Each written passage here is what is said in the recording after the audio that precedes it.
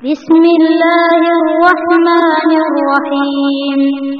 ألم نشرح لك صدرك ووضعنا عنك وزرك الذي أنقض ظهرك ورفعنا لك ذكرك فإن مع العسر يسرا إن مع العسر يسرا فإذا فرغت فانصب وإلى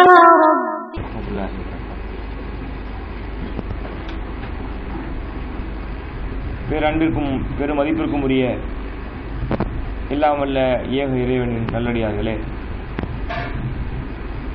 புனிதமிக்க இந்த ரமதான் மாதத்தை அடைந்து அதனுடைய இறுதி கட்டத்தை நாம் நெருங்கிக் கொண்டிருக்கிறோம்.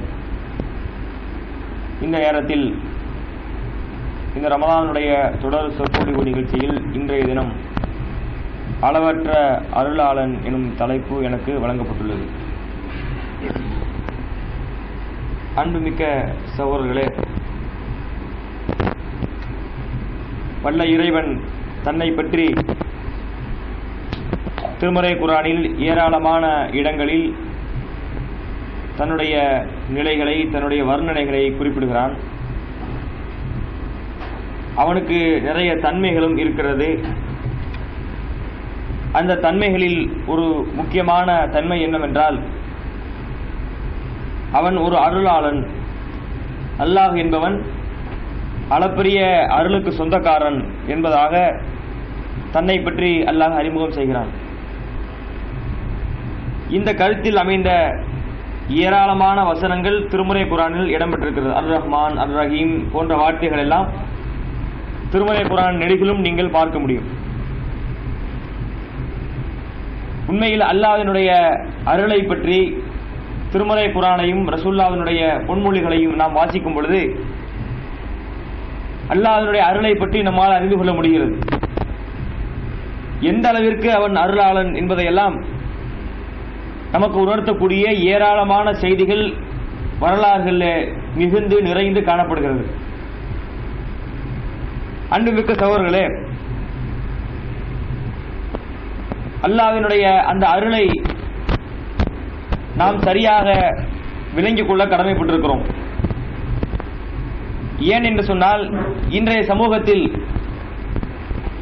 நிறைய மக்கள் தீமைகள் செய்வதை பார்க்கிறோம். அல்லாஹ்வினுடைய கட்டளை என்னவென்றால், இந்த உலகத்தை படைத்திருக்கிறான், அது மற்ற ஜீவராசிகளைப் போல மனிதர்களையும் உண்டாக்கியிருக்கிறான், மனிதர்களுக்கு தன்னிடமிருந்து அவன் நேர்வழியை தந்திருக்கிறான், மனிதர்களில் இருந்து சிறந்த மனிதர்களை தேர்ந்தெடுத்து நபிமார்களாக ஆக்கி நமக்கு ஒரு அழகான வழிகாட்டுதலை தந்திருக்கிறான். அதுவும் கூட அல்லாஹ்வினுடைய ஒரு அருள் தான். இப்படி நமக்கு வழிகாட்டுதலை தந்த பிறகு நாம் அந்த வழிகாட்டுதலை ஏற்று நடக்க வேண்டும். இறைவன் சொல்லுகிற காரியங்களை நடைமுறைப்படுத்த வேண்டும். அவன் கூடாது என்று தடுக்கிற விஷயங்களை விட்டு நாம் நீங்கி இருக்க வேண்டும். இதுதான் இஸ்லாம்.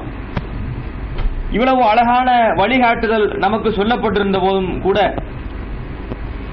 நிறைய மக்களுடைய வாழ்க்கையில் நாம் இவைகளை பார்க்க முடியவில்லை. இந்த இஸ்லாமிய மார்க்கத்தில் பிறந்தாலும், இஸ்லாமிய குடும்பத்தில் ஒருவர் பிறந்தாலும் இந்த மார்க்கத்தை பற்றிய அக்கறை இல்லாதவராக அவர் வளர்கிறார். அவருடைய பழக்க வழக்கங்களால், அவர் வாழ்கிற சூழ்நிலைகளால் தீமைகளையே செய்யக்கூடிய ஒரு சமுதாயம் இன்று பரவலாக உருவாகி வருகிறது. அதில் சில மக்களை நாம் சந்திக்கிறோம். சிலரை சந்தித்து அவர்களிடத்தில் நாம் பேச்சு கொடுக்கும் பொழுது இந்த சரியான கொள்கையின் பக்கம், சத்திய பாதையின் பக்கம் அவர்களை அழைக்கிறோம். நீங்க ஏன் இப்படி இருக்கிறீங்க? ஒரு முஸ்லீமாக இருப்பார், அவர்கிட்ட போய் பேசுகிறோம். நீங்கள் ஏன் இப்படி இருக்கிறீங்க?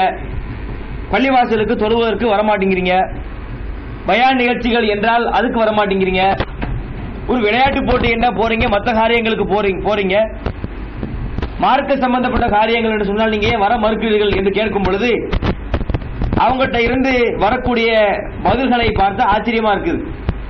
அவங்க என்ன சொல்லுவாங்கன்னா, எங்களை கூப்பிடாதீங்க பாய், நாங்க நிறைய தவறு செய்து விட்டோம். அவங்க கடந்த காலங்களில் தவறு பண்ணியிருப்பாங்க, கடந்த காலங்களில் மோசமான பாவங்களை செய்திருப்பார்கள். வெளியிலே சொல்ல வெட்கப்படுகிற அளவுக்கு பாவங்களை செய்திருப்பார்கள். மானக்கேடான பாவங்களை மானாவாரியாக செய்திருப்பார்கள். நிறைய தவறுகளை செய்திருக்கிறதுனால் அவங்க என்ன நினைக்கிறாங்கன்னு சொன்னா, இயல்பாக அவங்க உள்ளத்தில் எந்த எண்ணம் வந்துவிட்டது என்றால், நாம பாவம் செய்து விட்டோம், அந்த பாவம் சாதாரண பாவம் இல்ல, கேவலமான பாவம், வெளியில தெரிஞ்சா காரி துப்பிடுவான், அவ்வளவு மோசமான பாவங்களை நாம செய்திருக்கிறோம், அதனால் நமக்கு மன்னிப்பே கிடையாது, நமக்கு நரகம்தான், நாம தொழுதாலும் பிரயோஜனம் இல்லை, இனி நன்மைகளை செய்தாலும் நம்ம செஞ்சிருக்கிற பாவங்களை நம்மால் கழுவ முடியாது என்று நினைத்துக் கொண்டு அவங்க என்ன சொல்லுவாங்கன்னா, என்னைய நீங்க கூப்பிடாங்க, நீங்க கூப்பிடுற அளவுக்கு உள்ள யோக்கியன் நான் இல்ல, நான் பெரிய அயோக்கியன், என்னைய விட்டுட்டு நீங்க வேற யாரும் நல்ல ஆட்களை கூப்பிடுங்கன்னு சொல்லி அந்த மாதிரியான ஆட்கள் சொல்லக்கூடிய பதிலை பார்க்கிறோம். இதை பார்க்கும் பொழுது என்ன தோன்றுகிறது என்றால், இவங்க உண்மையில அல்லாஹ்வை நம்பவில்லை. அல்லாஹ்வை நம்பிய ஒருவருடைய வாயிலிருந்து அப்படி வரக்கூடாது. ஏன் தெரியுமா? இந்த மனித படைப்பு அப்படித்தான். அல்லாஹ் இந்த மனிதர்களை படைத்திருப்பதை பற்றி சொல்லும் பொழுது, இந்த மனிதர்கள் என்பவர்கள் பலகீனர்கள். சூரத்து நிசா என்கிற அத்தியாயத்தில் அல்லாஹ் குறிப்பிடுகிறான், குலிக்கல் இன்சானு தைஃபன், மனிதர்கள் பலகீனர்களாக பலம் குண்டியவர்களாக படைக்கப்பட்டிருப்பதாக திருமறை குர்ஆனிலே அல்லாஹ் குறிப்பிடுகிறான். இரண்டாவது, மனிதர்களை படைப்பதற்கு முன்பே அல்லாஹ்வுக்கு தெரியும். அல்லாஹ் என்ன செய்கிறான்? மலக்குமார்களை அழைத்து சொல்கிறான், இன்னி ஜாயிலுன் ஃபில் அர்தி கலீஃபா, நான் பூமியிலே ஒரு தலைமுறையை உண்டாக்கி போகிறேன். அப்ப மலக்குமார்கள் அப்ஜெக்ஷன் பண்றாங்க, இறைவா நாங்கள் உன்னை வணங்குகிறோம், உன்னை துதி செய்கிறோம், எங்களுக்கு பதிலாக பூமியிலே இரத்தங்களை ஓட்டக்கூடிய, பூமியில குழப்பங்களை விளைவிக்கக்கூடிய அந்த மனிதர்களையா நீ படைக்க போகிறாய் என்று யார் சொல்றாங்க? அல்லாஹ் தன்னுடைய கருத்தை எடுத்து வைக்கிறான். இது போன்ற உலகத்தில் பூமியில ஒரு தலைமுறையை, மனித சமுதாயத்தை, மனித சஞ்சாரத்தை நான் உருவாக்க போகிறேன் சொல்லும் பொழுது மலக்குமார்கள் அதுக்கு அப்ஜெக்ஷன் பண்றாங்க. மலக்குமார்கள் யார் என்றால் மனிதர்களுக்கு நேர் முரணா உள்ளவங்க. மனுஷன் என்ன செய்வான்னு சொன்னா, அல்லாஹ் ஒன்னை சொன்னா அதுக்கு நேர் மாற்றமா செய்வான். மலக்குகள் அப்படி இல்லை, அல்லாஹ் ஒன்னை சொன்னால் அப்படியே கேட்பார்கள். அவங்களுக்கு ஏவப்பட்டதை அவர்கள் செய்து முடிப்பார்கள். யார்? மலக்குமார்கள். அங்கு போங்கன்னா போயிருவாங்க. அங்க போய் ஒரு ஆள் இருக்கிறார், மௌத்த தூக்கிட்டு வான்னு சொன்னா மலக்கு மௌத்து உடனே வந்துருவாரு. அங்க போங்கன்னு சொன்னா அங்க போவாங்க, இங்க வாங்கன்னா இங்க நம்ம செய்வாங்க, போங்கன்னு சொன்னா நாளைக்கு போறேன், 3 நாள் கழிச்சு பிறகு ஒரு வாரம் ஆகட்டும் சொல்லி மனுஷன் சொல்லுவான். மனுஷன் டிசிப்ளினி பஞ்சாலிட்டி பார்க்க முடியாது. மலக்குகள் அப்படி இல்லை, போ என்றால் போவார்கள், வா என்றால் வருவார்கள், அந்த வேலையை செய்ய என்றால் செய்வாங்க. அப்படிப்பட்ட மலக்குமார்கள் கேரக்டர்ல 100%. மலக்குமார்கள் அல்லாஹ் படைத்திருப்பதே அப்படித்தான். மலக்குமார்கள் அப்படி தங்கங்கள், அல்லாஹ் சொன்னால் அதை அப்படியே கேட்பார்கள். அந்த மலக்குமார்களுடைய கருத்தை கூட அல்லாஹ் என்ன செய்யல, ஏற்றுக்கொள்ளவில்லை, அதெல்லாம் கிடையாது என்று. அது மட்டும் இல்லாமல் அந்த மலக்குமார்களுக்கே தெரியாத பல சிறப்பு அம்சங்களை அல்லாஹ் மனிதர்களுக்கு கொடுக்கிறான். ஆதம் நபிக்கு அல்லம ஆதமல் அஸ்மாஅத்துல்லஹா, சில விஷயங்களுடைய வஸ்துக்களுடைய பெயர்களை சொல்லி கொடுத்து கேட்கிறான், தெரியாதுன்றாங்க மலக்குமார்கள். இந்த பொருளுடைய பெயர்களை சொல்லுங்கள் என்று சொல்ல பொழுது மலக்குமார்களால் சொல்ல முடியவில்லை. ஆதம் நபியை கூப்பிட்டு கேட்டா அல்லம ஆதமல் அஸ்மாஅத்துல்லஹா, அனைத்து பொருளுடைய பெயர்களையும் அந்த ஆதம் நபி அவர்கள் சொல்கிறார்கள். அல்லாஹ் என்ன செய்கிறான்? தனக்கு கட்டுப்படுகின்ற ஒரு படைப்பான, தான் சொல்வதை அப்படியே கேட்டு நடக்கிற மலக்குமார்களுக்கு கூட இந்த சிறப்பை கொடுக்கல. அவங்க அப்ஜெக்ஷன் பண்றாங்க. அந்த நேரத்தில் அல்லாஹ் அதை கண்டுகொள்ளவில்லை. நான் படைப்பேன் என்று சொல்லி அல்லாஹ் நம்மை படைத்திருப்பதே ஒரு அருள் தான். தனக்கு நெருக்கமானவங்க சொன்ன சிலர் கேட்டுருவாங்க, அல்லாஹ் அப்படி கேட்கவில்லை. அல்லாஹ் இந்த மனிதர்கள் மீது அளவற்ற ஒரு அருளை செய்திருப்பதனால்தான் அல்லாஹ் படைக்கிறான். அதோடு மட்டுமல்லாமல் மலக்குமார்களுக்கு இல்லாத ஒரு சிறப்பு அம்சத்தை மனிதர்களுக்கு ஆதம் நபிக்கு கற்றுக் கொடுக்கிறான். அதை ஒரு போட்டியை ஏற்படுத்தி மலக்குமார்களை ஜெயிக்கவும் வைக்கிறான். இதெல்லாம் அல்லாஹ்வுடைய அருள்ல இந்த மனிதர்கள் மீது அல்லாஹ் நமக்கு செய்திருக்கிற அருள். அதோடு மட்டுமல்ல, அந்த ஆதம் நபிக்கு பணியை சொல்றான். மலக்குமார்களை ஒப்புக்கொள்ளுங்கள், இந்த ஆதம் சிறந்தவர் என்று சொல்லி ஒப்புக்கொண்டு அவருக்கு பணியுங்கள். அவங்க ஓகேன்னு சொல்லி அவருக்கு பணிந்து விட்டார்கள். ஷைத்தான் மறுக்கிறான், நான் இவருக்கு பணிவதா, ஆனா கைரும் மின்ஹு, நான் இந்த ஆதமை விட சிறந்தவர். ஏனென்று சொன்னால் கலக்குத்தனி மின்னார் கலக்குத்தகு மின் தீன், என்னை நீ நெருப்பால் படைத்திருக்கிறாய், அவரை நீ மண்ணால் படைத்திருக்கிறாய் என்பதற்காக நான் அவருக்கு பணிய முடியாது என்று சொல்லி ஷைத்தான் முரண்டு பிடிக்கிறான். அல்லாஹ் என்ன செய்யறான்? அந்த ஷைத்தானை எதிரியாக கற்பிக்கிறான். மனிதர்களுடைய திறமையை, மனிதர்களுடைய தனித்துவத்தை ஒத்துக்கொள்ளாத அந்த ஷைத்தானை அல்லாஹ் தன்னுடைய பகிரங்க எதிரியாக அல்லாஹ் அறிவிக்கிறான் என்றால் அல்லாஹ் இந்த மனிதனுக்கு செய்திருக்கிற அருள். மனிதர்களே வேண்டாம் என்று சொல்ல பொழுது அதையும் தாண்டி மனிதர்களை படைக்கிறான், அது அருள். மலக்குமார்களுக்கே தெரியாத விஷயங்களை ஆதம் நபிக்கு அல்லாஹ் கற்றுக் கொடுத்தான், அது அல்லாஹ்வின் அருள். அந்த மனிதர்களை அந்த திறமையை மலக்குமார்களை கொண்டு ஒத்துக்கொள்ள செய்தான், ஆதம் நபிக்கு பணியை செய்தான், அது அருள். நான்காவதாக ஷைத்தான் அதற்கு கட்டுப்பட மறுத்த பொழுது தன்னுடைய பகிரங்க எதிரியாக அல்லாஹ் ஷைத்தானை பிரகடனம் செய்தான். இதெல்லாம் ஆரம்பத்திலே அருள்கள். மனித படைப்பினுடைய ஆரம்பத்திலேயே இவ்வளவு அருள்கொடைகளை, அருளை அல்லாஹ் மனிதர்கள் மீது வாரி இறைத்திருக்கிறான். இப்படிப்பட்ட அருளாளன் இருக்கும் பொழுது நாம ஏன் கவலைப்பட வேண்டும்? தவறுகள் செய்வது மனித இயற்கை. முன்னாடியே சொல்லிட்டோம், மலக்குமார்கள் சொல்லிவிட்டார்கள், யா அல்லாஹ் ஏன் அவனை படைக்கிறாய்? இந்த மனித பயல்கள் பூமியிலே குழப்பத்தை விளைவிப்பார்கள், ரத்தங்களை ஓட்டுவார்கள், அவங்கள படைக்க வேண்டாம் அப்ஜெக்ஷன் பண்றாங்க. அப்ப திட்டமே அதுதான், அல்லாஹ்வினுடைய திட்டமே மனிதர்கள் என்றால் இப்படி இருப்பார்கள். ஒரு ஹதீஸ்ல பார்க்கிறோம், குல்லு பனி ஆதம கத்தாவுன் என்ற ஒரு செய்தி இருந்தது, பரவலாக அது சொல்லப்பட்டது. அதில் சில பலகீனங்கள் இருப்பதனால் நாம் அதை இன்று ஏற்றுக்கொள்வதில்லை. அதே கருத்துல இன்னொரு ஹதீஸ் வருகிறது. எப்படின்னு சொன்னா, குல்லு பனி ஆதம யுக்தியு பில்லைலி வன்னஹார், ஆதமுடைய மக்கள், அதாவது இந்த மனித சமுதாயம் இரவிலும் பகலிலும் தவறுகளை செய்யக்கூடியவங்க. காலையிலும் மாலையிலும் இரவிலும் பகலிலும் ஒரு நாள் தான், அதுதான் இரவு பகல். இரவு இல்லை என்றால் பகல், பகல் இல்லை என்றால் இரவு. இந்த ஒரு நாளினுடைய அளவுகோல் இவ்வளவுதான். அப்ப என்ன அர்த்தம் என்றால், ஆதமுடைய மகன் தவறுகளை செய்து கொண்டுதான் இருப்பான். எனவே அல்லாஹ்வினுடைய படைப்பை எப்படி இருக்கிறது? தவறுகளுக்கு விதிவிலக்கானவங்க யாரும் இல்லை. எல்லோருடைய வாழ்க்கையிலும் தவறுகள் இருக்கும். நம்மளை விட்டுருவோம், நாம் எல்லாம் இறையச்சத்துல கொஞ்சம் பின்தங்கிய மக்களாக கூட இருக்கலாம்.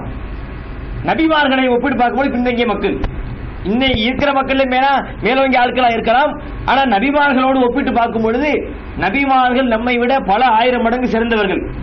ஏன் என்றால் அவர்கள் நபிமார்கள், அல்லாஹ்விடமிருந்து இறைச்செய்தியை பெற்றவர்கள், வஹியை பெற்றவர்கள் என்கிற காரணத்தினால நம்மை விட பல விதங்களில் நபிமார்கள் சிறந்து இருக்கிறாங்க.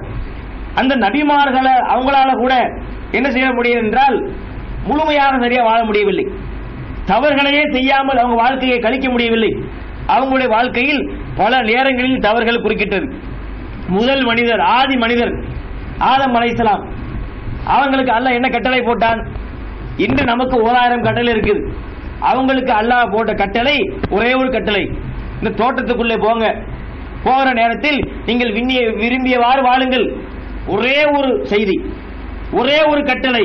என்னன்னு சொன்னா, வலா தக்ரபா ஹாதிஹி ஷஜரா, ஒரு மரத்தை காட்டி இந்த மரத்துக்கு பக்கத்தில் நீங்க 2 பேரும் போக கூடாதுன்னு சொல்லிதான் ஒரே ஒரு கட்டளை தான். 10, 15 இல்லை, 200, 300 இல்லை, ஒரே ஒரு கட்டளையை தான் அல்லாஹ் ஆதம் நபிக்கு போட்டான். ஷைத்தான் என்ன செய்கிறான்? அதை வழிகெடுத்து அந்த தவறை செய்ய வைக்கிறான். கடைசியில் அதிலிருந்து அவங்க வெளியேற்றப்படுறாங்க. அதற்கு பிறகு ஆதம் நபி செய்த தவறை பாருங்கள். அல்லாஹ் சொன்ன கட்டளை ஒரே ஒரு கட்டளை, அந்த கட்டளையை கூட அவங்க மீறினாங்க மனிதர் என்ற அடிப்படையில். அதற்கு பிறகு அல்லாஹ் அவங்களை சிறுமைப்படுத்துகிறான். கடைசியில் அல்லாஹ்விடத்தில் சில பாவ மன்னிப்புக்குரிய வார்த்தைகளை கற்றுக்கொண்டு, ரப்பனா ஸலம்னா அன்ஃபுஸனா வ இல்லம் தக்ஃபிர் லனா வ தர்ஹம்னா லனகூனன்ன மினல் காசிரீன், இறைவா எங்களுக்கு நாங்கள் அநியாயம் செய்து விட்டோம். மனித படைப்புல ஃபர்ஸ்ட் மனிதர் சொல்லக்கூடிய வார்த்தை. அப்ப தப்புக்கு இல்லாம எங்க போறது? தப்பு என்பது கண்டிப்பாக வரும். கேட்கிறாங்க, இறைவா எங்களுக்கு நாங்கள் அநியாயம் செய்து விட்டோம், எங்களுக்கு நாங்கள் தீங்கிழைத்து விட்டோம், எங்களை மன்னித்து விடு, எங்கள் மீது உன்னுடைய அருளை தா. இல்லை என்று சொன்னால் லனகூனன்ன மினல் காசிரீன், நீ எங்களை மன்னிக்காவிட்டால், உன்னுடைய அருளை எங்கள் மீது தராவிட்டால் லனகூனன்ன மினல் காசிரீன், நாங்கள் நஷ்டவாளிகளாக போய்விடுவோம் என்று ஆதம் நபி அவர்கள் அல்லாஹ்விடத்தில் பிரார்த்தனை செய்கிறாங்க. அல்லாஹ்வும் அந்த பிரார்த்தனையை ஏற்றுக்கொண்டு அவர்களை மன்னிக்கிறான், அவர்களை இந்த பூமியிலே வாழ வைக்கிறான். என்ன பார்க்கிறோம்? அவங்களுக்கு போட்ட ஒரு கட்டளையை கூட ஃபாலோ பண்ண முடியவில்லை, ஷைத்தான் வழி எடுக்கிறான். இதுதான் மனித வாழ்க்கை. அதே போல இன்னொரு பல நபிமார்கள் வாழ்க்கையில கூட நாம் பார்க்க முடியும். மூசா அலைஹிஸ்ஸலாம் அவர்கள், அவங்க பிறவனால் வளர்க்கப்படுறாங்க. வளர்க்கப்படுகிற நேரத்தில் ஒரு பிரச்சனை. மூசா அலைஹிஸ்ஸலாம் அவங்களுடைய குலத்தை சார்ந்தவருக்கும் வேற ஒரு டீமுக்கும் ஒரு பிரச்சனை. மூசா நபி என்ன செய்யறாங்க? வந்து அவன் ஒரு குத்துறாங்க. கசகு மூசா ஃபக்லா அலைஹி, மூசா அவர்கள் அவனை ஒரு குத்து விட்டார், அவன் இறந்து போய்விட்டான். மரும குத்தா குத்திருப்பாரு நினைக்கிறேன். ஒரு குத்துல ஆள் அவுட் ஆயிட்டான். மூசா நபி வந்து ஒரே குத்து ஆள் செத்துட்டான். மூசா நபி வந்து அவ்வளவு ஸ்ட்ராங்கான்னு தெரியல, அல்லது அவன் அவ்வளவு வீக்கான்னு தெரியல. ஒரு குத்துல ஆள் போயிட்டான். மூசா நபி பயந்து ஓடுறாங்க. சொல்றாங்க இது வந்து அமளி ஷைத்தான், இந்த செயல் வந்து ஷைத்தானுடைய செயல்தான், ஷைத்தான் அப்படி பண்ணி இந்த தவறை செய்ய வைத்து விட்டான், ஒரு கொலை குற்றவாளியாக என்னை ஆக்கிட்டான்னு சொல்லி மூசா நபி பயந்து போறாங்க. இறைவனிடத்தில் பிரார்த்தனை செய்றாங்க, இறைவா ரப்பி இன்னி தலம்து நஃப்ஸி, எனக்கு நான் அநியாயம் செய்து விட்டேன், எனக்கு நானே தீங்கிழைத்து விட்டேன், ஃபக்ஃபிர்லி, என்னை மன்னிப்பாயாக என்று அல்லாஹ்விடத்திலே பிரார்த்தனை செய்தார். ஃபகஃபர லஹு, அல்லாஹ்வும் அவரை மன்னித்தான். மூசா ஒரு நபியால் தவறே செய்யாமல் இருக்க முடியல, ஒரு கொலையையும் செய்துவிட்டு அது அறியாமல் நடக்கிறது, ஷைத்தான் அங்கு செய்ய வைக்கிறான். அந்த நேரத்தில் அவரை ஒரு வகையில தள்ளி அந்த பாவத்தை செய்ய வைத்து விட்டான். மூசா நபி சொல்றாங்க இது ஷைத்தான் வேலை செய்யறதுக்கு முன்னாடி தெரியல, இந்த ஒரு குத்து விடுவதற்கு முன்னால் ஷைத்தான் வேலைன்னு தெரியல, செய்கிறார்கள், அதுக்கு பிறகு இறந்து போய் விடுகிறான், இது ஷைத்தான் செயல்னு சொல்றாங்க. அல்லாஹ்விடத்து தன்னுடைய குற்றத்தை ஒப்புக்கொண்டு அதற்குரிய மன்னிப்பையும் பெற்றாங்க. என்ன புரிகிறது? மூசா நபி அவர்கள் அல்லாஹ்வுடைய தூதராக இருந்த பொழுதும் அவர்களால் இந்த தவறை விட்டு நீங்கி இருக்க முடியவில்லை, தவறுகளை செஞ்சாங்க. அதே போல யூனுஸ் அலைஹிஸ்ஸலாம், இந்த யூனுஸ் அலைஹிஸ்ஸலாம் அவர்கள் கொஞ்சம் அதிகம், மற்றவர்கள் செய்த அந்த தவறுகளின் அளவை விட இந்த யூனுஸ் அலைஹிஸ்ஸலாம் செஞ்சது கொஞ்சம் அளவு கூட உள்ள விஷயமா தெரியுது. ஏன்னா குர்ஆன்ல பல கண்டனங்களை அல்லாஹ் அவங்களுக்கு எதிராக சொல்லி இருக்கிறான், அல்லாஹ் மன்னித்தும் கொண்டான், அவங்களை பொறுமையும் கொண்டான். இந்த யூனுஸ் அலைஹிஸ்ஸலாம் அவர்கள் அந்த மக்கள் மத்தியில் பிரச்சாரம் செய்கிறார்கள். பிரச்சாரம் செய்யும் பொழுது பல மக்கள் மறுக்கிறார்கள். கடைசியாக நபிமார்கள் உள்ள ஒரே வழிமுறை கையேந்திருவாங்க, இறைவா இதுக்கு மேல தாங்காது, சொல்ற வரைக்கும் சொல்லி பார்த்தாச்சு, முட்டுகிற வரை முட்டி பார்த்தாச்சு, பிரச்சாரங்களை கொண்டு போகிற வரைக்கும் கொண்டு போயாச்சு, ஒரு பையனை திருந்துற மாதிரி தெரியவில்லை, எனவே உன்னை அவர்களை பார்த்துக்கொள் என்று கையேந்துறாங்க. அல்லாஹ்வும் சொல்கிறான், நீங்கள் ஊரை விட்டு வெளியேறுங்கள், அல்ல சேஃபாக்கிடுவான், நல்லடியார்களை ஈமான் கொண்டவர்களை எல்லாம் சேஃபாக்கிட்டு தான் உலகத்தை அழிப்பான். அப்ப நீங்க ஊரை விட்டு போயிருங்க, நாம அவர்களை பார்த்துக் கொள்வோம். அப்ப யூனுஸ் அலைஹிஸ்ஸலாம் அவர்கள் போவதற்கு முன்னால் சில அறிகுறிகளை நான் இந்த மாதிரி சொல்லிவிட்டேன், நபி என்ற அடிப்படையில் என்னுடைய பணி முடிவடைந்து விட்டது, நீங்கள் கேட்கவில்லை, இனி உங்க பாடு அல்லாஹ் பாடு, அல்லாஹ் உங்களை அழிக்க போகிறான், இது போன்ற மாற்றங்கள் எல்லாம் உருவாகும் என்று சில விஷயங்களை சொல்லிவிட்டு யூனுஸ் அலைஹிஸ்ஸலாம் இடத்தை காலி பண்ணிடுறாங்க. கடைசியில் பார்த்தால் யூனுஸ் அலைஹிஸ்ஸலாம் சொன்னதை போன்ற சில நிலைகள் உருவாகிறது. பார்த்தா அவங்க எல்லாம் திரும்பிடுறாங்க. அந்த மக்கள் கடைசி நேரத்தில் நம்பிக்கை கொண்டு அல்லாஹ்வை நம்பிய காரணத்தால் அல்லாஹ் அவர்களை தண்டிக்காமல் விட்டு விடுகிறான். போன யூனுஸ் அலைஹிஸ்ஸலாம் திருப்பி வர்றாங்க. என்ன நினைத்து வருகிறார்கள் என்றால், ஒரு சந்தோஷத்தோட நம்மை எதிர்த்த காபிர்கள், நமக்கு எதிராக வேலை செஞ்சவங்க எல்லாம் அழிக்கப்பட்டு போயிருப்பாங்க, மண்ணோடு மண்ணாக அல்லாஹ் அவர்களை ஆக்கியிருப்பான் என்று அந்த பிணங்களை பார்க்க வர்றாங்க. அவங்க நினைத்து வருவது எல்லோரும் வீழ்ந்து கிடப்பார்கள், பிணமாக கிடப்பார்கள் என்பதை பார்க்க வந்தால் யாரும் அப்படி இல்லை. ஒரு பயணம் எல்லாம் சந்தோஷமா இருக்கிறாங்க, ஒரே பயங்கர சந்தோஷத்துல மூழ்கி போயிருக்கிறாங்க. அந்த நேரத்தில் யூனுஸ் அலைஹிஸ்ஸலாம் அவர்களுக்கு கோபம் வருகிறது. அல்லாஹ் நம்ம இப்படி கேவலப்படுத்தி விட்டான், இவ்வளவு சிரமப்பட்டு பிரச்சாரம் செஞ்சோம், அந்த மக்கள் ஏற்க மறுத்தாங்க, அல்லாஹ்வும் அழிப்பதாக வாக்குறுதி சொன்ன நாமே என்ன செய்வோம்? ஒரு அடிப்படை மனிதனுடைய நிலைக்கும் அல்லாஹ்வுக்கும் வித்தியாசம் இருக்குது. மனுஷன் நிலைக்கும் கூட சிலது அருள்ல வரும். ஒரு வாத்தியார் இருக்கிறார், ஒரு வாத்தியார் சொல்றாரு, நாளைக்கு ஹோம்ஒர்க் பண்ணிட்டு வராட்டி உங்களுக்கு அடி கிடைக்கும் சொல்றாரு. ஹோம்ஒர்க் பண்ணிட்டு போகல ஒரு ஆள், ஒரு பையன் ஹோம்ஒர்க் பண்ணாமலே போயிட்டான், அடிக்கல, ஏன் வாக்குறுதி மீறி அருள்ல உள்ளது சொன்னாலும் அந்த தண்டனையை தளர்த்திக் கொள்வது அது அவருடைய அருளுக்கு எடுத்துக்காட்டு. அதுபோல அல்லாஹ் ஒன்றை சொல்லி அதை மாற்றிக் கொண்டான்னு சொன்னா அது அல்லாஹ் வாக்குறுதி மாறுறான்னு அர்த்தம் இல்லை, அல்லாஹ் இரக்கம் காட்டுறான். அல்லாஹ் சொன்னாலும் அதை விட தன்னுடைய அந்த மக்கள் மீது இரக்கம் காட்டி தண்டனையை தளர்த்துவது என்பது வாக்குறுதிக்கு மாற்றம் அல்ல, அது கருணைக்கும் அருளுக்கும் எடுத்துக்காட்டு. அப்ப அந்த மக்கள் அல்லாஹ்விடத்தில் பிரார்த்தனை செய்தவுடன் அல்லாஹ் அவர்களை அழிக்காமல் விட்டு விட்டான். யூனுஸ் அலைஹிஸ்ஸலாம் அவர்கள் கோபித்துக் கொண்டு போறாங்க. கோபித்துக் கொண்டு போய் எங்கு போகிறார்கள்? எங்கு போனாலும் அல்லாஹ்வினுடைய உலகம் தானே, அவர் எந்த நாட்டுக்கு போனாலும் எந்த பகுதிக்கு போனாலும் அது அல்லாஹ்வுக்கு சொந்தம் இல்லாத இடத்துல யாரும் போயிட முடியாது. கடைசி ஒரு கப்பல்ல ஏறாங்க. அந்த கப்பல்ல ஒரு விபத்துக்குள்ளாகிற மாதிரி ஒரு நிலை ஏற்பட்ட பொழுது அவங்க சீட்டு குடிக்க, பெரிய நீண்ட வரலாறு சுருக்கமாக உங்களுக்கு சொல்கிறேன், சீட்டு குடிக்க போடுறாங்க. இது அபக்கைலா புல்கில் மஷ்ஹூன் வசாஹம ஃபகான மினல் முதுகலீன், அதாவது அந்த கப்பலிலே அவர் போய் ஏறுகிறார்.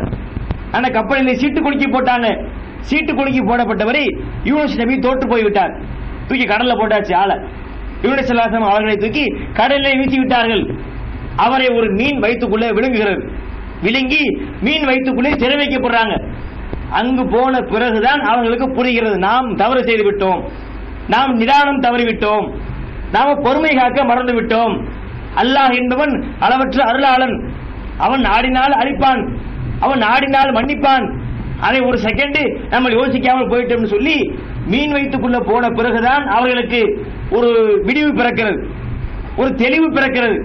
கையெழுந்தாங்க, இறைவா லா இலாஹ இல்லா அன்த சுப்ஹானக இன்னி குன்து மினல் ஸாலிமீன், நீதான் தூய்மையானவன், எனக்கு நானே அநியாயம் செய்து விட்டேன், என்னை மன்னி என்று அல்லாஹ்விடத்திலே அவங்க பிரார்த்தனை செஞ்சாங்க.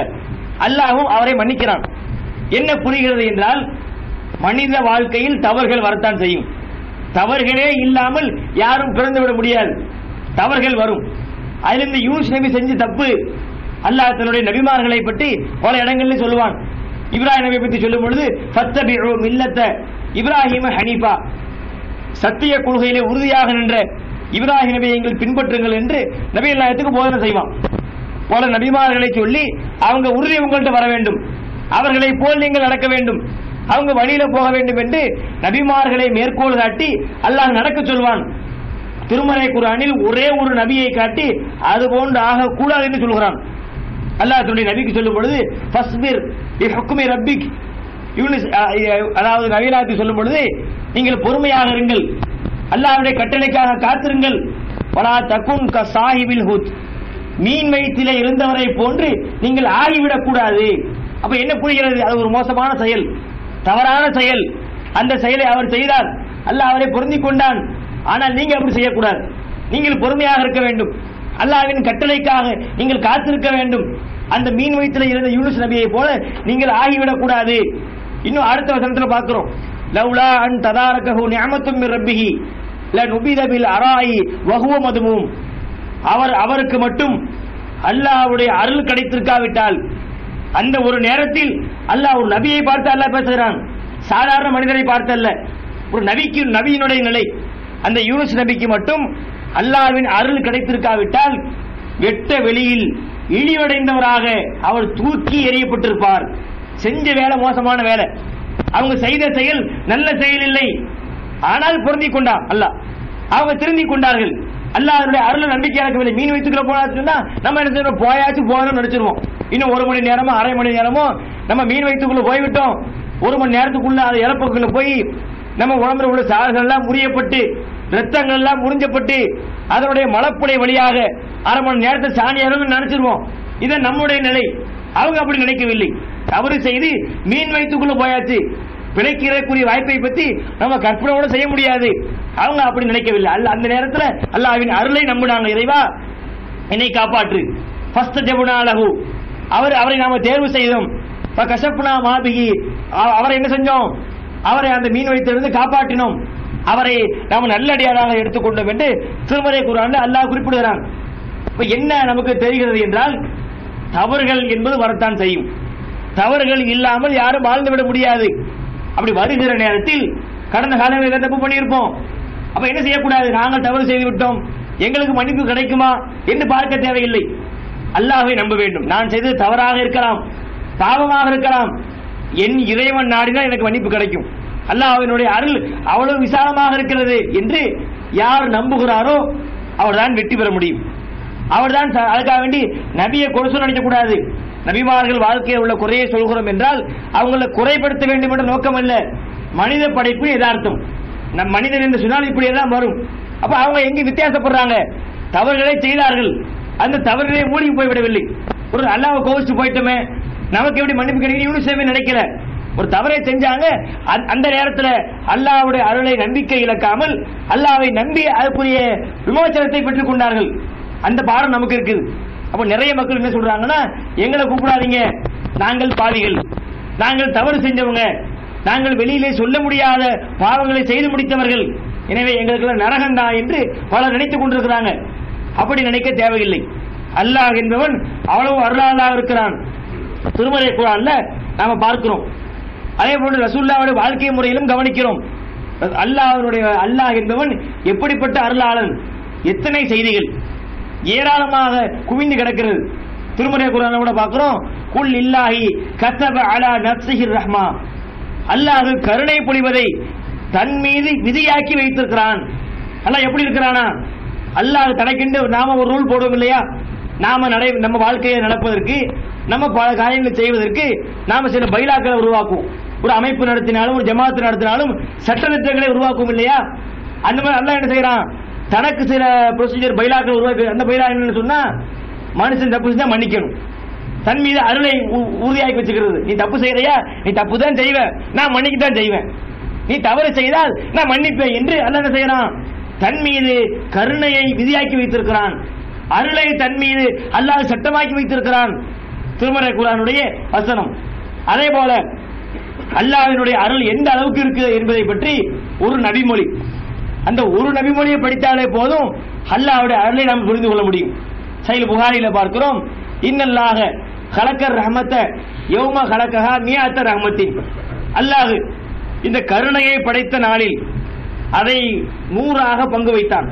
தன்னுடைய கருணையை 100ஆக மதிப்பிட்டு என்ன செய்யறான்னு சொன்னா, அதுல தன்னுடைய படைப்பினங்கள் மீது ஒரே ஒரு கருணையை தான் இறக்கி இருக்கிறான், எல்லா படைப்புக்கும் சேர்த்து. தன்னுடைய அல்லாஹ்வுடைய கருணையை, அருளை அல்லாஹ் 100ஆக பிரித்து அதுல ஒரே ஒரு கருணையை மட்டும்தான் இந்த உலகத்தினுடைய படைப்புகள் மீது இறக்கி இருக்கிறான். படைப்பு என்றால் உங்களுக்கு ஒண்ணு எனக்கு ஒண்ணு இல்லை, மனுஷனுக்கு ஒண்ணு மிருகத்துக்கு ஒண்ணு இல்லை, எல்லாத்துக்கும் சேர்த்து.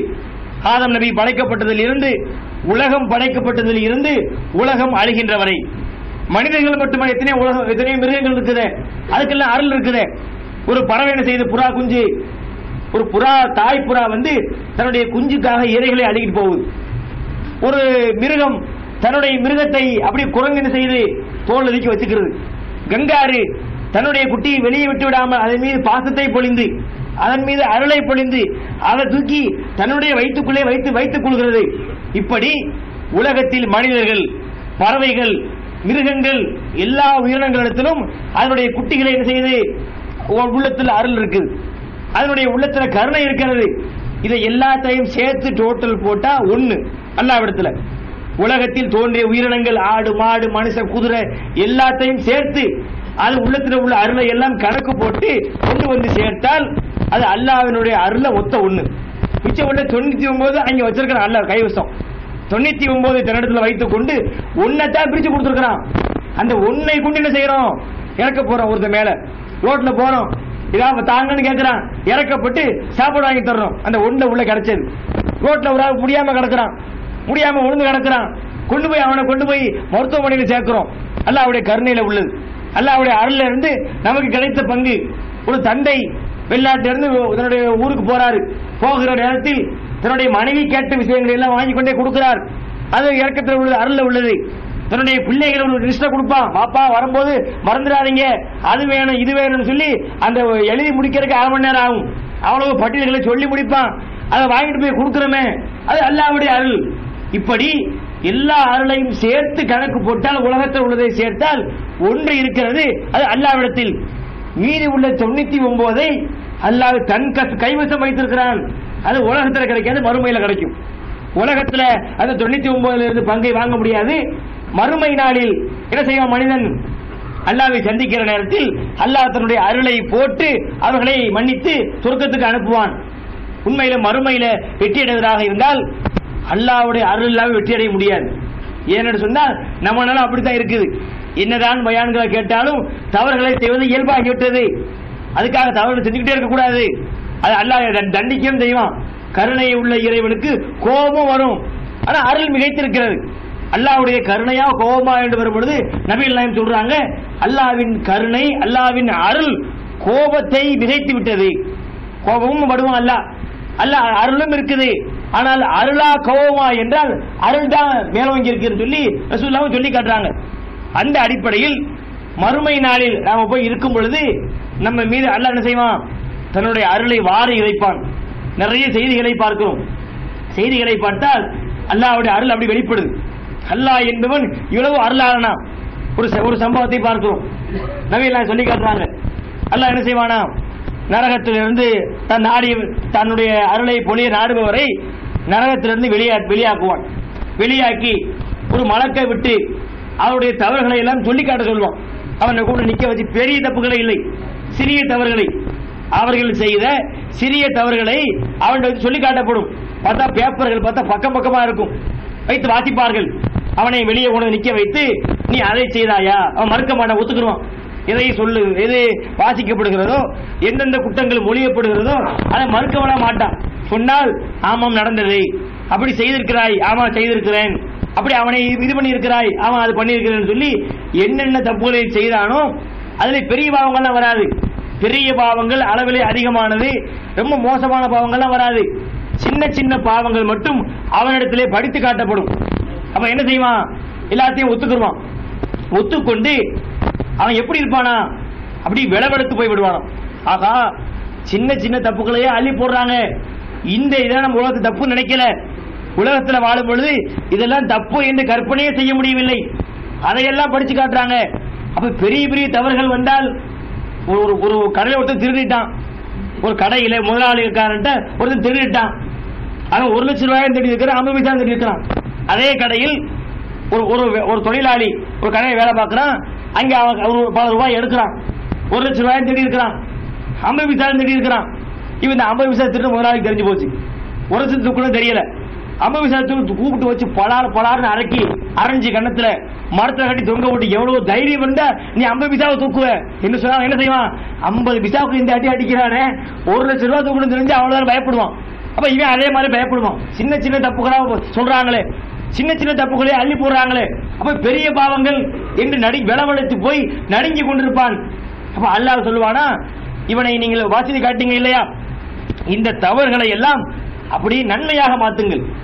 எவ்வளவு பாவங்களை செஞ்சிருக்கிறானோ சின்ன பாவங்களுக்கு உள்ள அந்த தீமையை நன்மையாக மாற்றுங்கள். தீமையை மாற்ற, தீமையை நன்மையாக மாத்துறது சொன்ன உடனே ஆளு பயங்கரமா குசியா கிளம்பிடுவான். பரவாயில்லை, நம்ம செஞ்ச தீமைக்கு இல்ல நன்மையா யாருல, அப்ப அவனா முன் வருவானா, யாருல நான் செஞ்ச பெரிய பாவங்கள் வாலண்டரியா வந்து அல்லாவே கண்டுக்கிறல, இவனாக முன் வந்து யாருல அவனை பெரிய பெரிய பாவங்களை பண்ணியிருக்கிறனே போன்னு சொல்லி அல்ல அவனை துரத்தி விடுவான் சொர்க்கத்துக்கு. இப்ப அல்லாஹ்வுடைய அருளை பாருங்க, நரகத்திலே கிடக்கிறான் ஒரு ஆளு, அவனுக்கு அல்லாஹ்வுடைய அருள் கிடைத்தால், அல்லாஹ்வுடைய அருள் மட்டும் ஒருத்தருக்கு கிடைத்து விட்டால் அவன் சொர்க்கத்துக்கு போயிடுவான். ஆளை கொண்டு வெளியே வச்சு செஞ்சிருக்கிற பாவங்களையும் நன்மையாக மாற்றி அல்லாஹ் சொர்க்கத்தில் கொண்டு சேர்ப்பான். இன்னொரு செய்தியை பார்க்கிறோம் சஹீஹ் புகாரியில, நபியுல்லாஹி ஸல்லல்லாஹு அலைஹி வஸல்லம் அவங்க அழகா அந்த மறுமையினுடைய நிகழ்வுகளை அப்படி கண்ணுக்கு முன்னாடி கொண்டு வந்து நிப்பாட்டுறாங்க. ரசூலுல்லாஹ் சொல்றாங்க, நீங்க வந்து சூரியனை பார்க்க நீங்கள் சிரமப்பட்டதுண்டா?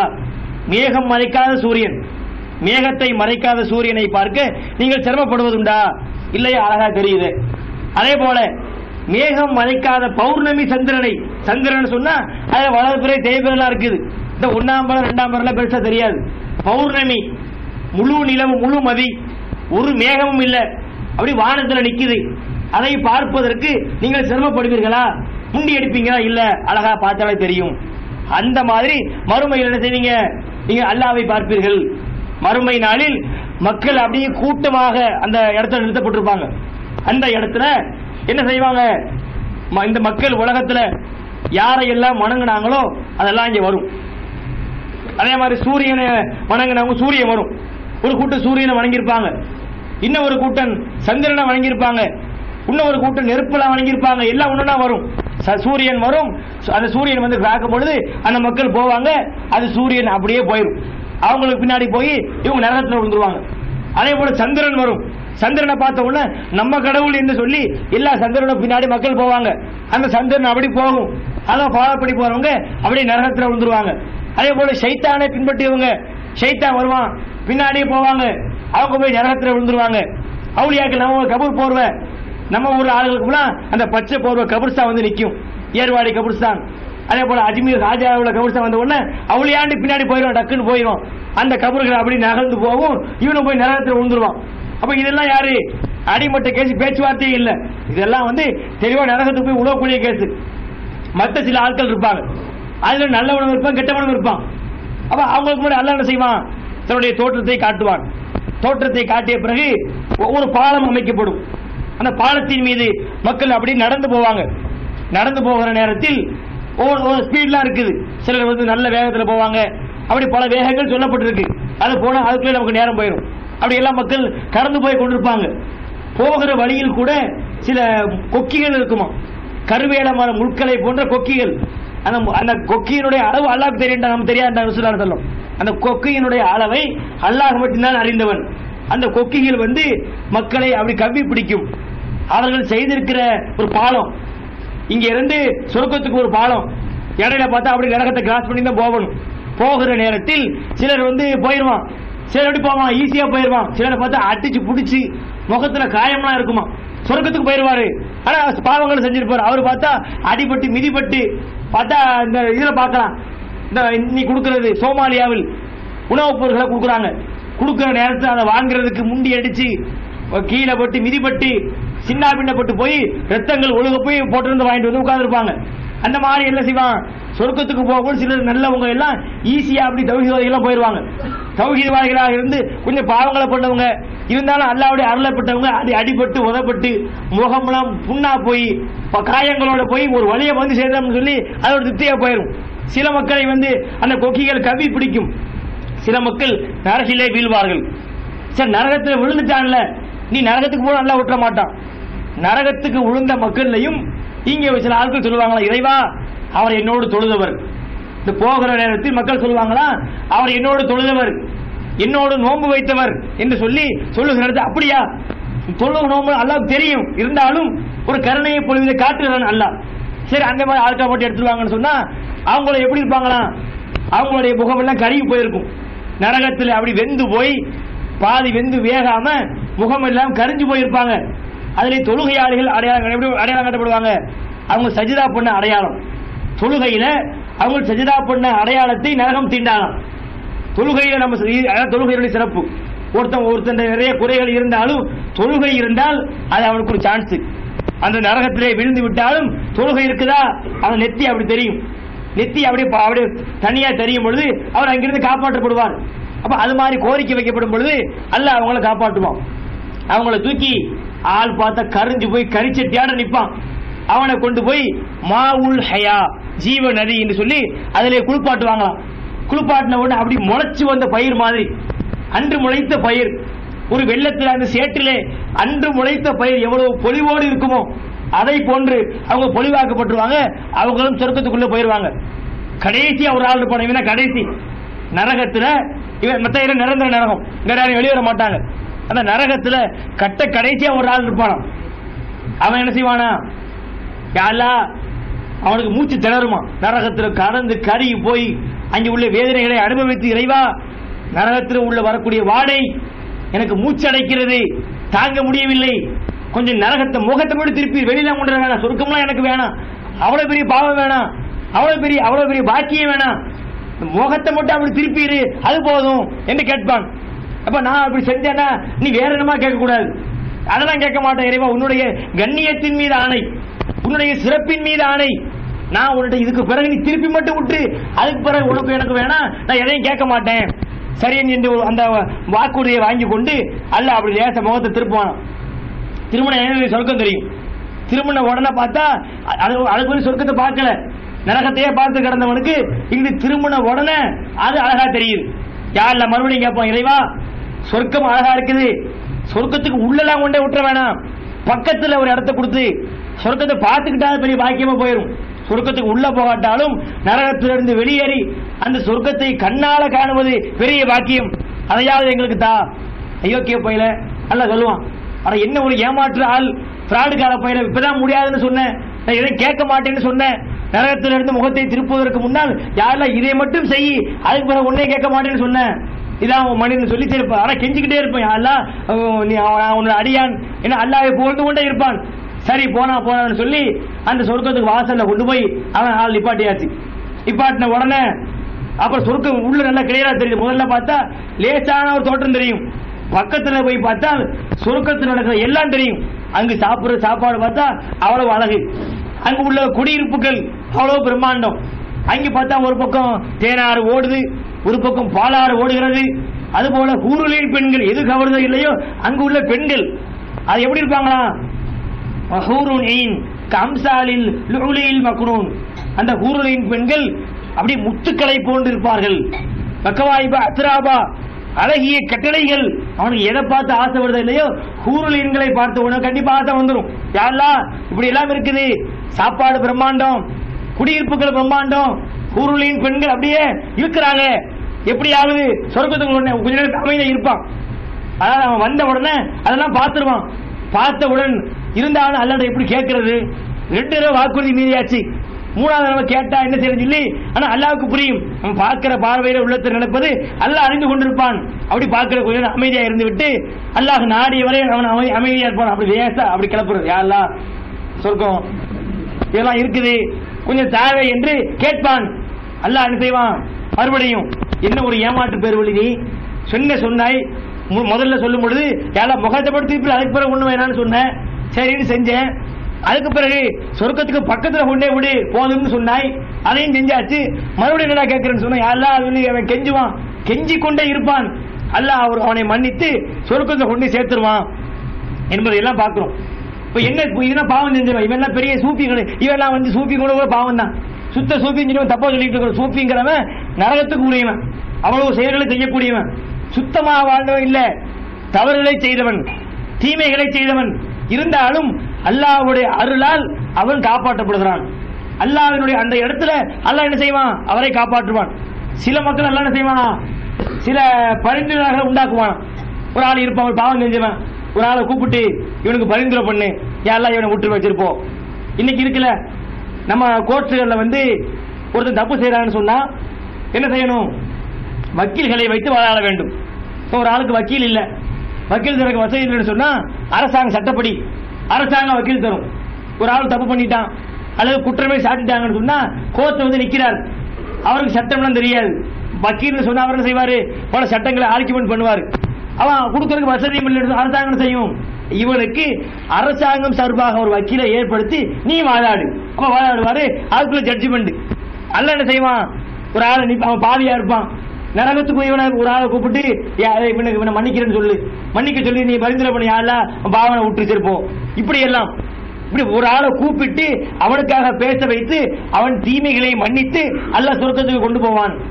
இன்னும் சில ஆட்கள் இருப்பாங்க, அவங்களை எல்லாம் எப்படி விசாரிப்பான் என்றால் மறைமுகமாக ரகசிய, அதுக்கு பேரு நஜ்வா விசாரணைன்னு பேரு, மறைமுக விசாரணை, யாருக்கும் தெரியாது.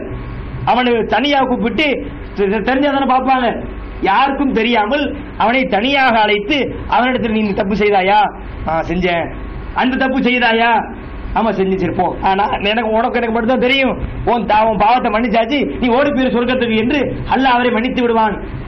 இதெல்லாம் என்ன புரிகிறது என்றால் அல்லாஹ்வுடைய அளவற்ற அருளாளன். அல்லாஹ்வுடைய அருள் சொன்னா அல்லாஹ்வுடைய அருள் அப்படித்தான் இருக்கும், மனுஷன்ட்ட பார்க்க முடியாது. மனிதர்கள் இடத்துல அல்லாஹ்வுடைய அருளை கொஞ்சம் கூட பார்க்க முடியாது. எனவே அல்லாஹ்வுடைய அருள் அவ்வளவு வியாபித்திருக்கிற அருள். இப்படிப்பட்ட அருள் நம்பிக்கை இழக்கலாமா? இப்படிப்பட்ட அருளாளன் தன்னுடைய அடியார்கள் மீது அல்லாஹ் அவ்வளவு அருளை புரிகிறான். இப்படிப்பட்ட அருளாளன் இடத்துல நாம நம்பிக்கை இருந்தால் நம்மை விட யார் பாவிகள், நம்மை விட யார் நஷ்டமடைந்தவங்க? நம்பிக்கை இழக்க கூடாது. அல்லாஹ் இருந்தா அல்லாஹ் இருக்கிறான், நான் செய்தது தவறாக இருந்தாலும் அவன் என்னை மன்னிப்பான் என்று அவர்கள் வந்தால் அதுக்கு பிறகு அவங்க வாழ்க்கை நல்ல விஷயங்களை செய்ய ஆரம்பிப்பாங்க. நிறைய மக்களுக்கு இந்த நோய் இருக்குது, நாம செய்த தவறுகள் அது பயங்கரம், நமக்கு நரகம்தான், மன்னிப்பே இல்லை என்று நினைக்க தேவையில்லை. அல்லாஹ் நினைத்தால் காப்பாற்றுவான், அல்லாஹ் நினைத்தால் தன்னுடைய அருளை கொண்டு நம்மை மன்னிப்பான். குலியா இபாதி அல்லதீன அஸ்ரஃபு அலா அன்ஃபுஸிஹிம் லா தக்னது மின் ரஹ்மத்தில்லாஹ். தன்னுடைய அடியார்களை பார்த்து அல்லாஹ் சொல்றான், தங்களுக்கு தாங்களே அநியாயம் செய்த அடியார்களே, அல்லாஹ்வின் அருளின் மீது நம்பிக்கை இழக்க வேண்டாம். இன்னல்லாஹ யக்பிரு துனூப ஜமியா, அல்லாஹ் எல்லா பாவங்களையும் மன்னிக்கிறான். அல்லாஹ் வந்து நீ துவா செய், சிறுக்கே விட்டே மன்னிட்டான். சிறுக்கு செய்தவன் யா அல்லாஹ் நான் தர்காவுக்கு போயிட்டேன், நான் போகாத தர்கா இல்ல, கேட்காத அவளியா இல்ல, தவறு என்று நான் புரிந்து கொண்டேன், என்னை மன்னி என்று கேட்டால் அல்லாஹ் அதையும் மன்னிக்கிறான். அப்படிப்பட்ட அல்லாஹ் இருக்கும் பொழுது நாம் எது கவலைப்படணும்? கடந்த காலங்களில் நாம செய்த தவறுகளை எண்ணி கவலைப்பட தேவையில்லை. அல்லாஹ்வுடைய அருள் அவ்வளவு அருள் இருக்குது, அதை எண்ணி நம்முடைய வாழ்க்கையை நம்ம வெளியே கொண்டு வரணும். இது நாம முதல்ல தெரிந்து கொள்ள வேண்டிய செய்தி. இரண்டாவது, இதுல இன்னொரு செய்தியும் இருக்குது. என்னன்னு சொன்னா, என்ன வரக்கூடாது, அல்லாஹ் இவ்வளவு கருணையாளனும் அப்ப தப்புகள் செய்வோம் அப்படின்னு என்ன வரக்கூடாது. அல்லாஹ் அருள் இருக்குது, மாற்று கருத்தை சிலர் அப்படி நடப்பாங்க. அல்ல இப்படி எல்லாம் செய்வானோ, இப்படிப்பட்ட அருளாளனா, அப்புறம் தொழுக கிளம்பிடுவோம், அல்லாத மன்னிக்கிறான்னு நினைக்க கூடாது. அல்லாஹ் இடத்துல கோபமும் இருக்குது. அல்லாஹ் கோபப்பட்டான்னு சொன்னா அந்த கோபத்துக்கு முன்னாடி யாரும் நிற்க முடியாது. எந்த சாம்ராஜ்யங்கள் விழுந்து போய்விடும். அவனுக்கு முன்னாடி எல்லோரும் அடங்கி நடக்கக்கூடியவங்க தான். மறுமை நாளுடைய நிலையை சொல்லும் பொழுது மறுமையில எல்லோரும் கதி கலங்கித்தான் போயிருப்பாங்க. நபிமார்கள் சொல்லுவாங்களாம், என்ன சொல்லுவாங்களா, யாரா எங்களை காப்பாற்று. நபிமார்கள் வாயிலிருந்து வரக்கூடிய வார்த்தை அவங்க கூட என்ன, நம்ம செஞ்சிருக்கிறோம், நம்ம அவ்வளவு பிரச்சாரம், அவ்வளவு மக்களை கொண்டு வந்தோம், இந்த மார்க்கத்துக்காக உழைத்திருக்கிறோம், அல்லாஹ் நமக்கு என்ன சொர்க்கம்னு அந்த மமதை வராது. அல்லாஹ் நாங்க செஞ்சிருந்தாலும் எங்களை காப்பாத்து என்றுதான் அல்லாஹ் இடத்துல சரணாகதி அடைவாங்க. எனவே அல்லாஹ் அந்த இடத்துல அல்லாஹ் தான். அல்லாஹ் இருக்கும் பொழுது அல்லாஹ் மட்டும் நினைச்சது செய்வான், யாரும் வந்து குறுக்கிட முடியாது. அப்படி இருப்பதனால் இதை எப்படி எடுத்துக்கணும், இந்த அல்லாஹ்வுடைய அருளை நாம் எப்படி எடுக்க வேண்டும் என்றால், கடந்த காலங்களில் தப்பு செஞ்சிருக்கிறோமா, அப்ப அல்லாஹ்வுடைய அருளை நம்பி நம்ம திருந்த வேண்டும். அதை வச்சுக்கிட்டு எதிர்காலத்தில் தப்பு செய்யக்கூடாது. அதை என்ன செய்யணும், இப்பொழுது திருந்தி இனி என்ன செய்யணும், அடுத்து செய்யக்கூடாது. தவறுகளை விட்டு நீங்கி இருப்பதற்கு ஒரு வழிமுறை இருக்குது. ஒரு தவறு செய்கிறோமா, முதல்ல அந்த தவறுக்காக வருந்த வேண்டும். நம்ம செஞ்சது எவ்வளவு பெரிய முட்டாள்தனம், எவ்வளவு பெரிய அயற்கைத்தனம், எவ்வளவு கேவலமான ஒரு செயல். வெளியே தெரிஞ்ச எண்ணத்துக்கு ஆகுறது. காடு துப்பிட மாட்டானா, கேடு கட்டி கைகுட்டி சிரிக்க மாட்டானா, வாழ்றதே சாவுடான்னு சொல்லி பலர் கேட்பான என்று தப்புக்காக நம்ம செஞ்ச தவறினுடைய அளவு என்ன, எவ்வளவு மோசமான பாவம் என்பதை நம்ம முதல்ல அதை எண்ணி வருந்தணும். இரண்டாவது, அதற்காக அல்லாஹ்விடத்திலே தௌபா செய்யணும். இறைவா, நான் தவறு செய்து விட்டேன், நீ பாவங்களை மன்னிக்கிறவன். அல்லாஹ் ரசூலுல்லாஹ் கூட அல்லாஹ்விடத்தில் மன்னிப்பு கேட்பாங்களாம். அல்லாஹ்விடத்தில் ஒரு நாளையில 70க்கும் அதிகமாக, இன்னொரு செய்தி வருகிறது 100க்கும் அதிகமாக. அவங்க வாழ்க்கை என்ன பெரிய பாவம் செஞ்சாங்க, பெரிய பாவங்களுக்கு பெரிய அங்க ஒண்ணு ஏதாவது மனிதன் அடிப்படையில் சில விஷயங்கள் இருந்திருக்கலாம். ஆனா என்ன செய்வாங்க, அவர்கள் ஒரு நாளையில் 100 தடவைக்கும் அதிகமாக அல்லாஹ்விடத்திலே மன்னிப்பு தேடுவாங்க. நம்ம எத்தனை பேர் தேடுகிறோம், நம்ம தேடுறது நம்பிக்கை இல்லை. அல்லாஹ்வுடைய அருள் மீது நமக்கு சரியான நம்பிக்கை இல்லை.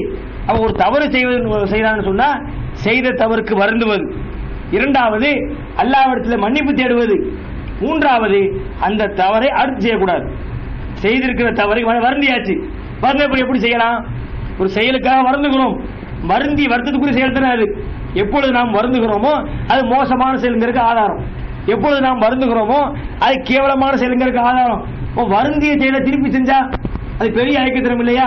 அப்ப அதை அடிப்படையாக வைத்து ஒரு தவறை செய்தவர் முதலிலே வருந்துவது, இரண்டாவது அல்லாஹ்விடத்தில் மன்னிப்பு கேட்பது, மூன்றாவது அல்லாஹ்வுடைய அந்த அடுத்து செய்யாமல் இருக்கிறது. இதை இன்னொன்று கவனிக்கணும். அல்லாஹ்வுடைய அருளை நம்ம பார்த்தா தப்பு செய்யறதுக்கு பழகிடக்கூடாது, தப்பு செய்யாமல் இருக்க பழகணும். எப்படி தெரியுமா, அதுல ஒரு கருத்து வரும். நம்ம எவ்வளவு தவறு செய்கிறோம், எவ்வளவு தவறு செய்யும் பொழுது அல்லாஹ் என்ன செய்ய தண்டுகிட்டே இருக்கிறான். நம்ம எவ்வளவு பாவங்கள் செய்தாலும் எவ்வளவு தீமைகள் செஞ்சாலும் அல்லாஹ் எதையாவது நிப்பாட்டுறானா, எதையாவது தடுக்கிறானா? இல்லை. இந்த உலகத்தில் எல்லோருக்கும் அல்லாஹ்வுடைய அருள் கிடைக்கும். ஆனா மறுமையில அல்லாஹ் நாடியவருக்கு மட்டும் கிடைக்கும். இந்த உலகத்துல நீங்க பார்த்தா காபிருக்கும் அருள் கிடைக்கும். இஸ்லாத்தை ஒழிக்க பாடுபடுவான் அவன், பார்த்தா நாட்டினுடைய அமெரிக்கா மாதிரி அரசாங்கங்கள் அல்லாஹ் அவனுக்கு அரசாட்சியை கொடுத்திருக்கிறான் உலகத்தில், அது அருள் தான். இந்த உலகத்தில் முஸ்லீம்களை ஒழிப்பதுதான் அவனுடைய முக்கியமான கொள்கை. இருந்தாலும் இந்த உலகத்தில் கொடுத்திருப்பான். மறுமையில என்ன கிடையாது அவனுக்கு. அந்த மாதிரி செய்யக்கூடியவங்களுக்கு மறுமையில அல்லாஹ்விடத்துல இரக்கம் இருக்காது, அருள் இருக்காது. அப்ப நம்ம உலகத்துல இவ்வளவு தவறுகளை செய்யும் பொழுதும் அல்லாஹ் நம்மை மன்னிக்கிறான். அல்லாஹ் நமக்கு சாப்பாடுகளை அளந்து கொண்டே இருக்கிறான். நம்முடைய செல்வங்களை அல்லாஹ் குறைத்துக் கொள்ளவில்லை. நம்முடைய உடல் நலத்தை ஒரு ஆள் தொழுவல, ஒருவேளை தொழுகலையா ஒரு கை பறந்துக்கிறோம், அடுத்த தொழுகலையா அடுத்த அப்படியா இருக்குது, அப்படியே இருக்கும். பள்ளியாசலுக்க போகாத கூட ஆரோக்கியமா ரோட்ல போறான். நோன்பு வைக்கலையா ஒரு கண் பார்வை தூக்கிறது, இரண்டாவது நோன்பு வைக்கலையா அடுத்த கண் பார்வையை தூக்குறது. இப்படி செஞ்சா என்ன ஆகுறது? அப்ப அல்லாஹ் என்ன செய்யணும், தப்பு செய்யும் பொழுதும் கொடுத்து கொண்டே இருக்கிறான், தவறுகள் செய்யும் பொழுதும் அருட்கொடை கிடைத்துக் கொண்டே இருக்கிறது. இப்படிப்பட்ட ஒரு அருளாளனுக்கு நம்ம அடிபணிந்து நடக்க வேண்டாமா? அப்படி பார்த்தா பாசிட்டிவா போயிடும். அல்லாஹ்வுடைய அருளை எண்ணி நாம தப்பு செய்ய பழகிடக்கூடாது. இப்படிப்பட்ட ஒரு அருளாளன் நம்மை நம்பி இருக்கிறான், நமக்கு எவ்வளவு அருட்கொடைகளை தந்தி இருக்கிறான் என்பதனால் அவன் சொல்றதை கேட்கணும். ஒரு முதலாளி இருக்கிறான், ஒரு முதலாளி கிட்ட ஒரு தொழிலாளி வேலை செய்யறான். அவன் என்ன செய்யறான், தொழிலாளிக்கு அள்ளி கொடுக்குறான். சம்பளம் 1 லட்சம் ரூபாய் சம்பளம், இருப்பதற்கு பெரிய வீடு, பயன்படுத்துவதற்கு காரு, அதே போல எங்க போனாலும் பிளைட் டிக்கெட் அவனே போட்டு கொடுத்துருவான்.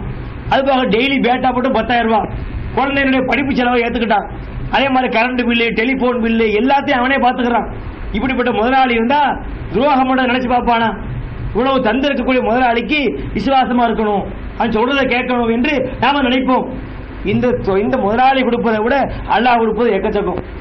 இந்த முதலாளியை பார்த்து ஒரு தொழிலாளி நமக்கு இவ்வளவு நல்லா வச்சிருக்கக்கூடிய முதலாளிக்கு நாம துரோகம் செய்யக்கூடாது, அவன் சொல்வதை கேட்டு நடக்க வேண்டும் நினைக்கிறானே, இந்த முதலாளிக்கு மேல 1000 மடங்கு, லட்சம் மடங்கு அளவிலே சொல்ல முடியாத அளவு சிறந்த முதலாளி அல்லாஹ். அல்லாஹ் நமக்கு எவ்வளவு தந்திருக்கிறான், அவன் சொல்வதற்கு மாற்றமாக நடப்பதா, அவன் பேச்சுக்கு மாற்றமாக நடப்பதா, அவன் ஒன்றை தடுக்கும் பொழுது அதை செய்வதா? சாராயத்தை அவன் தடுத்திருக்கிறான், இவ்வளவு நம்ம கொடுத்திருக்கிறான், அதை மட்டும் செய்யாதுங்கிறான், அப்ப செய்யக்கூடாது. இன்னும் ஒரு தீமையை ஆபாசத்தை தடுக்கிறான், விபச்சாரத்தை தடுக்கிறான் அல்லாஹ், இவ்வளவு தந்திருக்கிற அல்லாஹ் அதை செய்யக்கூடாதுங்கிறான். அப்ப இவ்வளவு தந்து இறைவனுக்கு நம்ம செலுத்தக்கூடிய நன்றி கடன் என்ன, அதை செய்யக்கூடாதுன்னு நினைச்சா அதுவும் கூட பாசிட்டிவா போயிடும். அல்லாஹ்வுடைய அருள் என்பது அது அவ்வளவு தூரம் சொல்லிக்கொண்டே போக முடியும். அல்லாஹ்வுடைய அருளை நம்ம பேச ஆரம்பித்தால் அவ்வளவு அருள் நம்ம மீது பொழிந்து கொண்டே இருக்கிறான். ஒவ்வொரு நாளும் அல்லாஹ்வுடைய அருள் இறங்கிக் கொண்டே இருக்கிறது.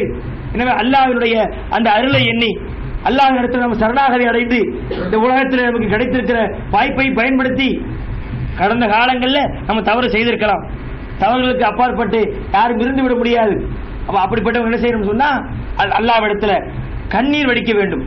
அல்லாஹ்விடத்துல கண்ணீர் வடிப்பவங்க அல்லாஹ் விரும்புகிறான். அல்லாஹ்விற்காக வேண்டி அழக்கூடியவர் யா அல்லாஹ், நான் செய்திருக்கிற பாவங்கள் வெளியே சத்தம் போட்டு சொல்லக்கூடாது, மனதுக்குள்ளாக நாமும் அல்லாஹ் போட்டு உரையாடக்கூடிய ஒரு அற்புதமான ஒரு வணக்கம் அந்த பிரார்த்தனை, அந்த துவாக்கள். அல்லாஹ்விடத்தில் நம்ம துவா செய்யும் பொழுது என்ன செய்யணும், அந்த அளவிற்கு இந்த இரவு தொழுகை இருக்குது. மற்ற நாட்களை விட இந்த ரமலானுடைய கடைசி 10 அதுல கூட இரவு தொழுகைகள் என்ன செய்யலாம், சஜிதாவை பொறுத்து அல்லாஹ்ட்ட கேட்கலாம், இறைவா சஜிதா என்பது அல்லாஹ்வுக்கு பிடித்தமான ஒரு நிலை. சஜிதாவை படுத்துக்கொண்டு யா அல்லாஹ் என்னை மன்னித்து விடு, நான் அவ்வளவு மோசமா செஞ்சிருக்கிறேன். அவங்க கேடு கட்ட செய்கிற பாவங்கள் எண்ணி பாருங்க, அவங்களுக்கு தெரியும் நாம செய்கிற பாவங்கள் எவ்வளவு மோசமா இருக்குது. என்னதான் பயான்களை கேட்டாலும், என்னதான் நமக்கு நல்ல முறைகள் சொல்லப்பட்டாலும் தவறுகள் நீடித்துக் கொண்டே இருக்கிறது. அல்லாஹ்விடத்துல சஜிதாவை படுத்து துஆ செய்வோம், இன்ஷா அல்லாஹ் இறைவா எங்களை மன்னித்து விடு, எங்களுடைய பாவங்களை நீ கழுவி விடு, எங்களுடைய செயல்களை நீ சீராக்கித்தா என்று சஜிதாவுல கேட்கலாம். அதே போல அத்தஹியாத்தில் அமர்ந்து நம்ம கேட்கலாம். தொழுகை முடித்த பிறகு அல்லாஹ்விடத்தில் பிரார்த்தனை செய்யலாம். எனவே அல்லாஹ்வினுடைய அந்த அருள் நம்மை சூழ்ந்திருக்கிறது. அல்லாஹ் தன் அடியார் மீது கருணை புரியக்கூடியதாக இருக்கிறான். இன்னல்லாஹ பின்னாசி லரவுஃபுர் ரஹீம், அல்லாஹ் மனிதர்கள் மீது இரக்கம். இது நம்ம முதல்ல எப்படி காட்டாங்க, நம்மள சின்ன பிள்ளைகள் இருக்கும் பொழுது ஒரு சேட்டை செஞ்சா அல்லாஹ் அடிப்பான், பிள்ளைகளை மிரட்டுறது. பிள்ளைகள் நினைச்சு அல்லாஹ்ங்கிறவன் ஒரு பயங்கரமான ஆளா இருப்பானோ பிள்ளைகள் நினைக்குது. ஒரு செயலை செய்யும் பொழுது என்ன செய்யறது, அல்லாஹ் அடிச்சிருவான், அல்லாஹ் உன்னை போட்டு வறுப்பான், என்ன சீட்ல போட்டு பிரட்டுவான். பிள்ளை நினைக்குது அல்லாஹ்ங்கிறவன் பயங்கரமான ஆள் போலயே, கருணையெல்லாம் அவன்கிட்ட இல்ல போலயே, கோபமாவே இருப்பானுங்கிற மாதிரி ஒரு தோட்டத்தை உண்டாக்கிட்டாங்க. அல்லாஹ் கருணை என்பது அருளும் அல்லாஹ்வுக்கு நிறைந்திருக்கிறது. எனவே இதை அடிப்படையாக கொண்டு நம்முடைய வாழ்க்கை அல்லாஹ்வுடைய அருளை நம்பி சீரான வாழ்க்கையாக, மறுமை வெற்றிக்குரிய வாழ்க்கையாக நாம் அமைக்க வேண்டும். அப்படிப்பட்ட ஒரு பாக்கியத்தை அல்லாஹ் நம் அனைவருக்கும் தர வேண்டும் என்று கேட்டுக்கொண்டு என்னுடைய இந்த உரையை நான் முடிக்கிறேன். வாஹிரு தவானா அனில் ரப்பில் ஆலமீன். ஸலாம் அலைக்கும்.